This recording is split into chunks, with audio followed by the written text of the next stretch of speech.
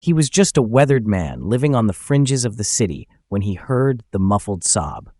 Without a second thought, he stepped out of the shadows to protect a small, lost boy from men who looked like professional monsters. What he didn't know was that the child was the sole heir to a brutal criminal empire. And now, whether he is ready for it or not, the world that once made him invisible has claimed him as its most important guardian. For more stories like this, please subscribe to the Mafia Diaries channel. Now let's return to the story. The wind howled through the narrow canyons of downtown Chicago, a relentless predator hunting for any patch of exposed skin. Elias adjusted his collar, the frayed fabric of his military surplus jacket offering little more than the illusion of protection against a cold that felt personal. For 5 years, the city had been his cage and his battlefield, a place where he had mastered the art of being invisible. People didn't look at Elias. They looked through him, their eyes sliding past his weathered face and dirt-stained hands as if he were merely a glitch in their expensive reality. He was a man defined by what he lacked: a home, a name that anyone bothered to speak, and a reason to believe the next morning would be any different from the last. To the suits hurrying toward their high-rise condos, he was a ghost, a cautionary tale draped in layers of discarded wool and bitterness. But Elias saw everything. From his vantage point behind a rusted metal bin, he mapped the city's heartbeat in a way they never could. He knew which trash cans held the remains of high-end catering and which alleyways the police ignored after midnight. Survival was a full-time occupation, a series of calculated risks taken for a dry piece of cardboard or a half-eaten sandwich. He had learned to hush the soldier's pride that still lived in the marrow of his bones, burying the memories of a life where he had once stood tall. On the streets, pride was a luxury that led to freezing, and Elias was a man who intended to endure, even if he didn't quite know why anymore. Tonight, the damp cardboard he'd scavenged felt like a king's ransom. He began to clear a space in the shadows of 4th Street, his boots crunching over frozen slush that never seemed to melt in the dark. The cold was reaching its peak, that dead-of-night stillness, where the silence itself feels heavy. He reached for his knitted beanie, pulling it over his ears until the world was muffled, hoping for a few hours of dreamless sleep before the sun forced him back into the light. But as he settled into the grime, a sound cut through the low hum of the distant traffic. It wasn't the scuttle of a rat or the groan of a shifting dumpster. It was a sob, muffled, small, and sharp with a kind of terror that Elias hadn't heard in years. He didn't move at first. His survival instinct, honed by years of avoiding other people's trouble, told him to stay down, to let the darkness hide him. But the sound came again, a desperate gasp for air that cracked the frozen silence of the alley. His hand instinctively found the heavy, rusted pipe tucked into his belt. It was a cold, familiar weight. Slowly, with the practiced stealth of a man who had spent a lifetime in the shadows, Elias rose. He peered around the edge of the bin, his breath hitching in the frigid air. There, illuminated by the flickering, sickly yellow of a distant security lamp, sat a boy who looked like he had fallen out of a different world. He wore a custom-tailored navy suit, the silk tie loosened and stained with the filth of the alley, his polished shoes scuffing uselessly against the brick. He was a tiny, fragile island of wealth in a sea of urban decay, and as Elias watched the boy's shoulders shake, he realized the invisible man was no longer alone in the dark. The boy's presence in the alley felt like a tear in the fabric of reality. Elias watched from the safety of the dark, his eyes narrowing as he took in the details that his mind struggled to reconcile. The child was no more than 7, with a head of dark hair and a face that, even through a mask of dirt and tears, bore the unmistakable stamp of privilege. His navy suit was a masterpiece of tailoring, the kind of garment that cost more than Elias had earned in his entire life before the world forgot he existed.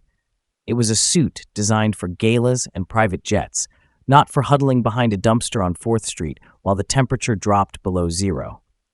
Elias remained motionless, his heart thudding a slow, rhythmic warning.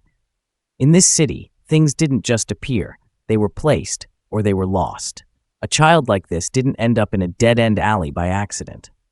As if in response to his thoughts, the sound of heavy footfalls echoed near the alley's entrance. These weren't the erratic steps of a drunk or the shuffling gait of a fellow drifter. These were the synchronized, purposeful strides of men who moved with the confidence of predators. Two figures emerged from the gloom, silhouettes in black tactical gear that absorbed the meager light. Their faces were hidden behind masks, and their movements were clinical, sweeping the space with a terrifying efficiency. The boy, Leo, gasped, pressing his small back harder against the brick wall, trying to shrink into the shadows. One of the men raised a gloved hand, pointing a finger directly at the child's hiding spot. "Found him," the man growled, his voice a low vibration that seemed to make the very air turn colder. "The Russo heir isn't as good at hiding as his father thinks." The name Russo hit Elias like a physical blow. Even on the streets, that name was a curse whispered in the dark, a synonym for a bloodline built on steel and shadow. This wasn't just a lost child. This was a prize in a war Elias had spent 5 years successfully ignoring. The kidnappers advanced, their posture relaxed, knowing they had cornered their prey. Elias looked down at his own hands, calloused and gray with grime, clutching a rusted pipe that felt pathetic against the hidden hardware he knew those men carried. He was a ghost, a man of no consequence. If he stayed silent, if he let the darkness claim him, he would survive another night. But as the lead man reached out to grab the collar of that expensive suit, Leo's eyes darted toward the dumpster where Elias was hidden.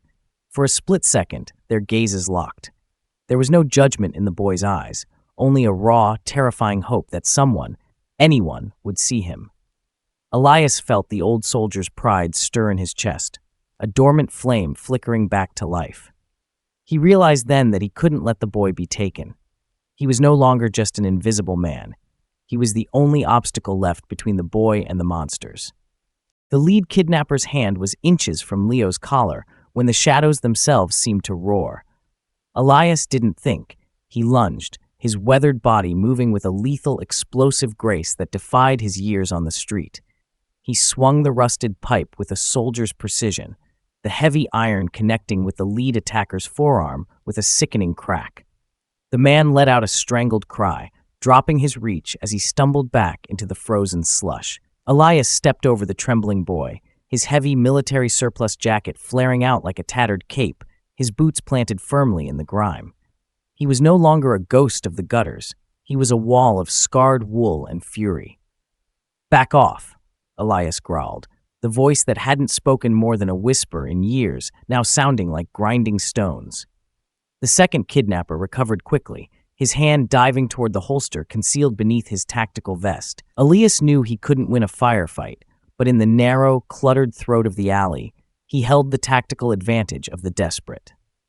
He grabbed a heavy, wooden pallet leaning against the dumpster and shoved it forward with a burst of raw, adrenaline-fueled strength. The wood splintered against the attacker's shins, sending the man sprawling into a pile of discarded crates. Elias didn't wait for them to regroup. He reached back, his dirt-stained hand closing around Leo's small, shivering shoulder.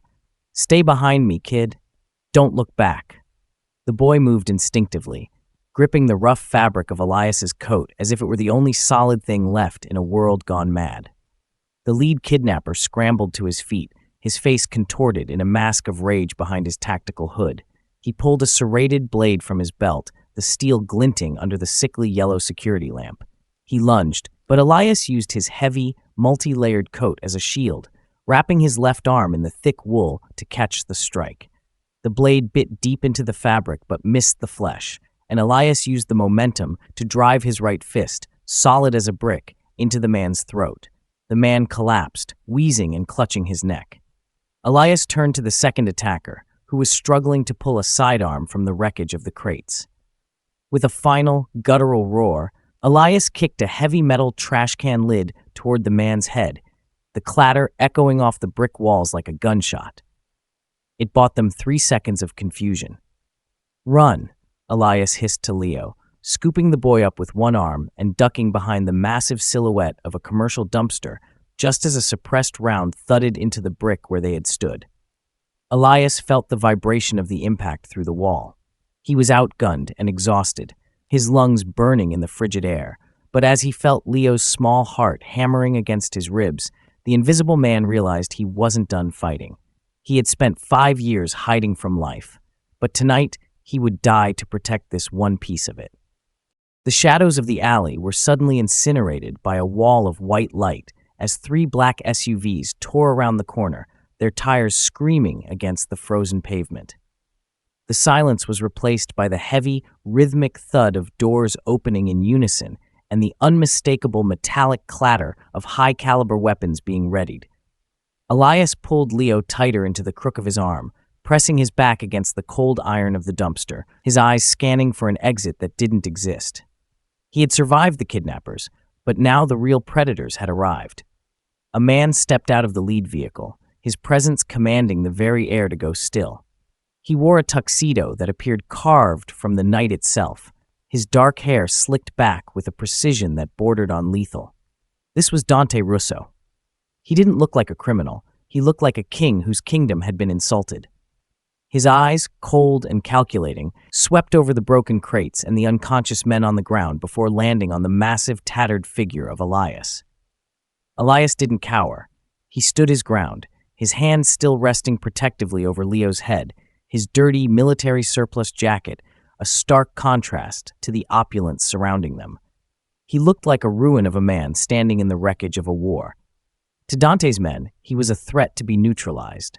To the world, he was a nobody. But to the boy shivering in his arms, he was the only thing that had stood between life and the darkness. "Step away from the boy," one of the guards commanded, a red laser dot appearing on Elias's chest. Elias felt Leo's small hands tighten their grip on his worn coat, the child burying his face into the dirty wool. "No," the boy's voice cracked through the alley, small but fierce. He didn't run to the men in suits. He clung to the man in the rags. Dante Russo's expression shifted, a flicker of genuine shock crossing his stoic features. He gestured for his men to lower their weapons, his gaze fixed on Elias, with an intensity that seemed to peel back years of grime and invisibility. He saw the rusted pipe, the bruised knuckles, and the way the homeless man didn't flinch at the sight of a dozen barrels. Dante walked forward alone, his polished shoes stopping inches from the slush-covered boots of a man the city had forgotten. In that moment, the Mafia Boss realized that his heir hadn't been saved by a soldier or a rival, but by a ghost who still remembered how to be a hero. The transition from the freezing alley to the Russo estate was a sensory assault of warmth and sterile light. Elias sat on the edge of a velvet-upholstered chair that felt far too soft for a man whose body was accustomed to the unyielding honesty of concrete. The grand foyer was a fortress of marble and glass, a place where wealth was weaponized to make people feel small. He felt like a stain on the pristine floor, his military surplus jacket shedding dried mud and alley grit onto a rug that likely cost more than a year of Murphy's Diner profits. To his right, Luca Moretti, the gray-haired advisor Elias had heard whispered about in street legends, stood like a silent statue, his eyes never leaving Elias's hands. The heavy oak doors at the far end of the room swung open, and Dante Russo stepped inside. He had shed his tuxedo jacket, his white shirt sleeves rolled up to reveal forearms corded with tension and dark ink. He didn't sit. He paced the perimeter of the room, his presence creating a suffocating pressure in the air. "My son is upstairs being examined by a doctor," Dante said, his voice a low, dangerous vibration. "He hasn't let go of the tattered scrap of wool he tore from your sleeve. He says a giant saved him." Dante stopped directly in front of Elias, looking down at the man the city had spent years trying to erase. "Who are you, Elias?" The name felt heavy coming from the boss's mouth. "My men ran your prince. They found a soldier who disappeared 5 years ago. A man with a clean record and a history of staying in the shadows, but shadows don't fight kidnappers unless they're paid to be there." Dante leaned down, his face inches from Elias's weathered features, searching for a tell, a flicker of guilt or a hidden agenda. The interrogation wasn't about the boy anymore. It was about the threat Elias represented. In the Russo world, nobody did anything for free, and a brave idiot was often just a well-rehearsed operative. Elias met the boss's gaze with the flat, tired eyes of a man who had nothing left to lose. "I'm nobody," he rasped, his voice still sounding like grinding stones. "I was looking for a dry place to sleep, and I heard a kid who sounded like he was about to die. That's all there is." Luca stepped forward, holding a tablet showing the alley's grainy security footage. It's too convenient, Dante. He was perfectly positioned. He knew how to use the environment. He didn't just stumble into this, he managed it. Dante's jaw tightened as he watched the loop of Elias swinging the rusted pipe. The glass walls of the mansion felt less like a home and more like a cage, a transparent prison where Elias was being dissected. He realized then that saving the boy was the easy part. Surviving the gratitude of a mafia boss who didn't believe in heroes was the real war. The clinical silence of the mansion was shattered by a sound that marble and glass couldn't muffle, the jagged, hysterical scream of a child who had reached his breaking point. Upstairs, the doctors had tried to do their jobs, attempting to peel away the filth of the alley to check for internal injuries, but Leo had regressed into a state of pure, primal terror. Dante's jaw tightened, his composure fracturing for the first time as the sound of his son's panic echoed down the grand staircase. He looked at Elias, then at Luca, his eyes flashing with a rare, desperate helplessness. In the world of the Russo family, every problem could be solved with power or money, but neither could soothe a traumatized 7-year-old who believed the monsters were still coming for him. "He won't let them touch him," a nurse whispered, appearing at the top of the landing with a pale face. "He's calling for the man with the coat. He's hysterical, Mr. Russo. If we sedate him now, the trauma might settle even deeper." Dante turned to Elias, his gaze no longer a clinical interrogation, but a silent, pained command. He didn't ask, he simply gestured toward the stairs. Elias rose slowly, his joints protesting the movement, his tattered military surplus jacket feeling heavier than ever. He felt the eyes of every guard in the room on him, the nobody who was being summoned to the inner sanctum of the Russo Empire because he was the only thing that felt safe to a broken heir. As Elias stepped into the boy's bedroom, the chaos subsided into a heavy, gasping silence. Leo was curled into a ball in the center of a massive silk-draped bed, clutching the torn scrap of Elias's wool sleeve so hard his knuckles were white. When he saw the bearded, weathered face of the man from the alley, the boy didn't hesitate. He lunged across the bed, his small arms locking around Elias's neck with a strength born of pure desperation. Elias stood there, frozen, his dirt-stained hands hovering in the air before he slowly, tentatively patting the boy's back. He smelled of smoke and the cold street, a sharp contrast to the expensive lavender scent of the room, but to Leo, he smelled like survival. Dante stood in the doorway, watching as his son's tremors finally began to fade. The Mafia Boss, a man who built his life on the idea that he was the ultimate protector, realized with a bitter clarity that he was a stranger to his own child's fear. Leo wouldn't look at the elite security team or even his father. He only buried his face into the rough, stained fabric of a homeless man's jacket. "He's the only one," Dante murmured, more to himself than to Luca. The realization was a shift in the foundation of the Russo house. Elias wasn't a variable or a witness to be discarded anymore. He was the anchor. Whether by fate or a fluke of the soul, the man the world had spent years trying to erase was now the only person Leo Russo truly trusted. Dante Russo stood by the floor-to-ceiling windows of the master suite, the city lights flickering like distant embers beyond the glass, while Elias remained a jagged silhouette against the room's pristine ivory walls. The boy had finally fallen into a fitful sleep, his small hand still hooked into the pocket of Elias's tattered jacket, as if it were an anchor in a storm. Dante turned, his eyes tracking the rise and fall of his son's chest before settling on the man the world had discarded. The air in the room was thick with a new, uncomfortable reality.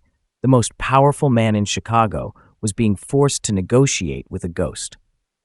Dante reached into the inner pocket of his charcoal vest and pulled out a heavy, cream-colored envelope, placing it on the mahogany nightstand with a definitive click.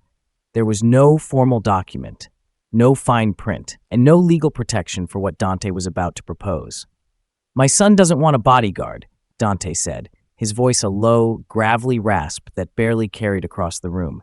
"He wants you. The professionals I pay thousands to protect him are now just shadows to him, reminders of the men who took him. You, however, are the man who brought him back." Dante stepped closer, the scent of expensive cedarwood clashing with the salt and smoke clinging to Elias. I am offering you a position, Elias. You will stay in this house. You will be his shadow, his guardian, the only face he sees when he wakes up screaming. In exchange, I erase the last 5 years of your life. Your debts, your hunger, your invisibility, it all vanishes. You become a man of substance again. Elias looked down at his scarred knuckles, the weight of the contract feeling heavier than the rusted pipe he'd used in the alley. He wasn't a fool. He knew that in the Russo world, a salary was just another word for a leash. Your men won't like it, Elias replied, his voice sounding like dry leaves skittering over pavement. As if on cue, the heavy oak door creaked open, and Marcus, the head of Dante's elite security detail, stepped into the room. His face was a mask of disciplined fury, his eyes darting between the homeless man and the boss. Marcus was a man of high-tech surveillance and tactical precision. To him, Elias was a security breach in a surplus coat, a variable that couldn't be controlled or vetted. "This is a mistake, boss," Marcus said, his voice tight with suppressed resentment. "He's an unknown. We haven't cleared him, and he doesn't have the training to operate within our protocols. You're putting the heir's life in the hands of a drifter." The tension in the room spiked, a silent war of status playing out in the half-light of the nursery. Dante didn't even look at Marcus, his gaze remaining fixed on Elias. "Protocols failed tonight, Marcus. This man didn't." The insult hung in the air, cold and sharp. Dante pushed the envelope toward Elias. "The guards will provide the perimeter, but you will provide the peace. Do we have an agreement, or do I put you back in the alley with a thank you check that will make you a target for every thief in the district?" Elias looked at the sleeping boy, then at his own trembling hands, and realized the alley was already a lifetime away.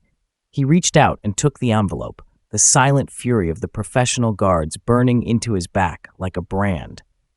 The transition from the raw, freezing honesty of the street to the suffocating silence of the Russo mansion felt like a different kind of survival.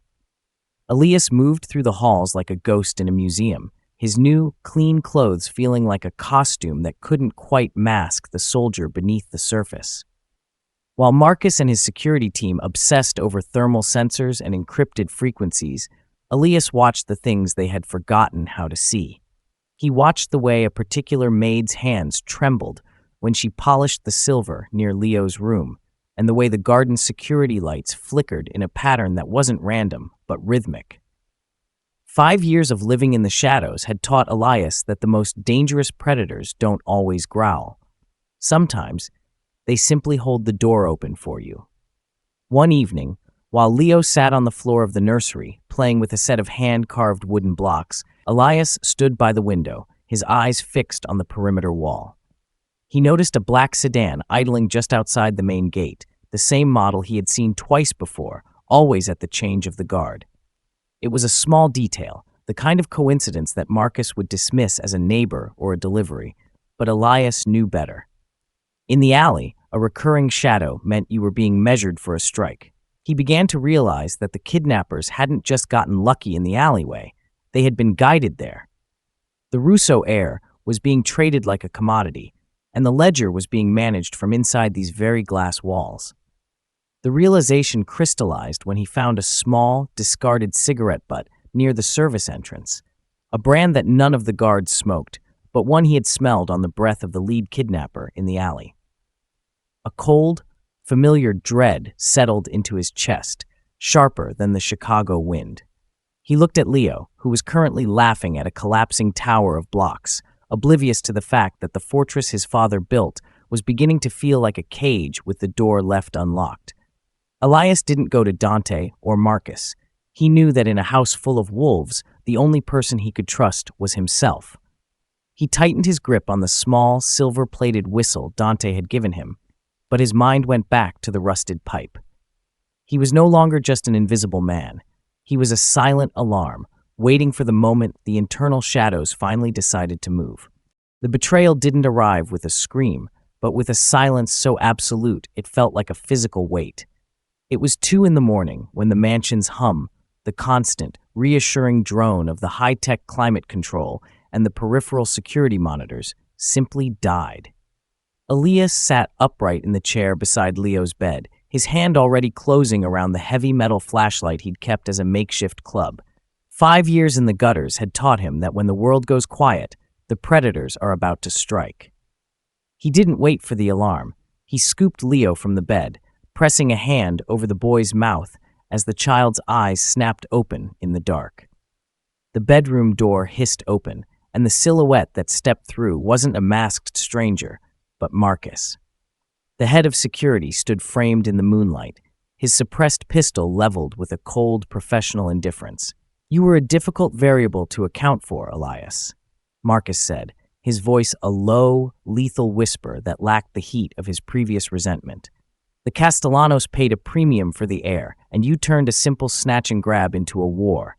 Now, I have to clean up the mess." The realization hit Elias with the force of a winter gale. The black sedan, the flickering lights, the cigarette brand. It hadn't been a security failure, but a choreographed opening for the man who held the keys to the castle. Elias didn't waste breath on a response.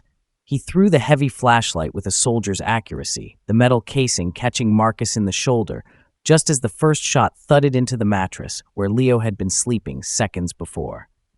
Using the distraction, Elias lunged for the floor-to-ceiling glass window. He didn't use the latch. He used his own shoulder, his massive frame shattering the reinforced pane in a shower of diamond-like shards. They fell 2 stories, hitting the manicured lawn with a jarring thud that sent white-hot pain through Elias's knees, but he didn't stop. He couldn't. "Run, Leo. Stay close," Elias hissed, his breath blooming in the frigid night air. Behind them, the mansion erupted into a different kind of chaos. Shouts, the heavy thud of boots, and the frantic barking of dogs that had been drugged into a late start. Elias didn't head for the main gate. He knew Marcus's men would be waiting there. Instead, he headed for the service perimeter, toward the one section of the wall where the ivy grew thick enough to hide a small hole he'd scouted days before. They scrambled through the gap, leaving the manicured safety of the Russo estate for the jagged, unpredictable honesty of the city streets. The cold hit them like a physical blow, but Elias felt a strange sense of homecoming. The mansion had been a cage, but the city was his territory. As the headlights of a pursuing SUV swept across the brickwork of the nearby underpass, Elias pulled Leo into a narrow crevice between 2 buildings, a shortcut through a world of rotting garbage and rain-soaked concrete that Marcus's high-tech maps didn't even recognize. The Invisible Man was back in the shadows, and for the first time since the kidnapping, the boy looked at the darkness and didn't see a monster, but a path home. The industrial waterfront was a labyrinth of rusted shipping containers and biting Atlantic wind, a landscape that mirrored the jagged edges of Elias's own soul. He moved through the narrow corridors with Leo pressed against his chest, his breath coming in ragged, shallow gasps. Behind them, the rhythmic crunch of Marcus's boots on gravel grew louder, a steady, predatory sound that signaled the end of the chase. Elias knew he couldn't outrun a professional killer forever in his exhausted state, so he chose a final stand in the shadow of a derelict crane, a place where the darkness was thick enough to swallow a man whole. "Stay behind the crate, Leo. Don't move until I tell you," Elias whispered, his voice a dry rasp that barely carried over the lapping of the dark water. The boy gripped Elias's hand one last time, a silent, terrifying plea in his eyes before retreating into the shadows. Elias turned to face the entrance of the pier, the heavy metal flashlight in his hand feeling like a relic of a life he was about to leave behind. Marcus stepped into the light of a lone, flickering street lamp, his suppressed pistol raised with clinical detachment. "You almost made it, Elias. In another life, you might have been one of us," Marcus said, his finger tightening on the trigger. He didn't see the man. He saw a security breach that needed to be closed. But as Marcus fired, Elias didn't dodge. He lunged forward, throwing his entire weight into the path of the bullet, meant for the small silhouette he knew was peeking from behind the crate. The impact was a dull, hot thud in his shoulder that spun him around, sending him crashing into the gravel. Pain exploded in his chest, white and blinding, but he didn't scream. Through the ringing in his ears, he heard the sudden, thunderous roar of SUV engines and the screech of tires. Dante Russo had arrived. The pier erupted into a symphony of high-caliber gunfire and shouting as Dante's loyalist guards swarmed the area, neutralizing the traitors with the surgical precision of a vengeful empire. When the chaos finally subsided into a heavy, salt-stained silence, Dante knelt in the blood-flecked gravel beside Elias. He found his heir unharmed, Leo throwing himself into his father's arms, but the boy's eyes were fixed on the man on the ground. Elias looked up, his vision blurring, his dirt-stained hand reaching out to touch the boy's sleeve one last time. He saw the way Dante looked at him, not with suspicion or calculation, but with a raw, profound respect. The transformation was complete. The world had spent 5 years trying to make Elias invisible, but in the arms of a mafia king and the heart of his son, he had finally become a hero.